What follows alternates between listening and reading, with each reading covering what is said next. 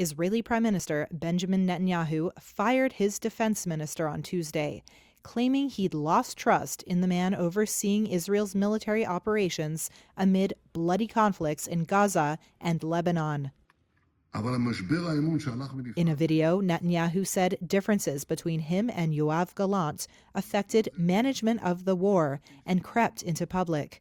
He said their enemies were aware of and enjoyed the disagreements. The announcement sparked protests in the streets by Israelis furious with the prime minister.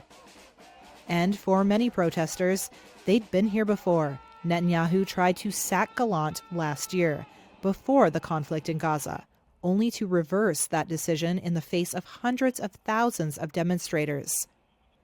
Gallant, in a brief statement posted on X, said, quote, "The security of the State of Israel was and will always remain the mission of my life." Gallant, a former naval commando, rose to become one of the most senior commanders in the vaunted Israeli military. He became a key figure in Netanyahu's war cabinet following the October 7, 2023 attack on Israel by Hamas-led militants from the Gaza Strip. That rampage, which by Israeli tallies killed 1,200 people and saw more than 250 captives taken back to Gaza, sparked a massive Israeli air and ground operation that has killed more than 43,000 Palestinians in more than a year of bloodshed. Gallant has worn only black since the fighting erupted and said he feels as if the hostages are his own children.